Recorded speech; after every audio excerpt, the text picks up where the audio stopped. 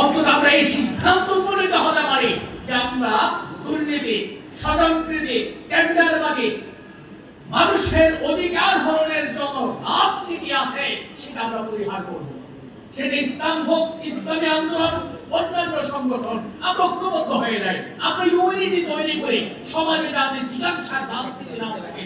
আবার যদি দুর্নীতি হয়, আবার যদি স্বজনপ্রীতি হয়, আবার যদি দখলের রাজনীতি হয়, ভাই এটা রাজনীতি নয়। সন্ত্রাস কখনো রাজনীতি হতে পারে না, টেন্ডারবাজি কখনো রাজনীতি হতে পারে না, দলীয়করণ কখনো রাজনীতি হতে পারে না, দ্রব্যমূল্যের ঊর্ধ্বগতির কারসাজি কখনো রাজনীতি হতে পারে না। এটা হলো লুটরাজনীতি, এটা হলো ডাকাতনীতি, এটা হলো দুর্নীতি। তাহলে যদি রাজনীতি হবে মানুষের কল্যাণের জন্য, রাজনীতি হবে মানুষের অধিকার সুনিশ্চিতকরণের জন্য, রাজনীতি হবে আইনের শাসন প্রতিষ্ঠার জন্য, রাজনীতি হবে এদেশের খেটে খাওয়া মানুষের মুখে হাসি ফোটানোর জন্য, রাজনীতি হবে মানুষের মৌলিক অধিকারগুলো সুনিশ্চিতকরণের জন্য।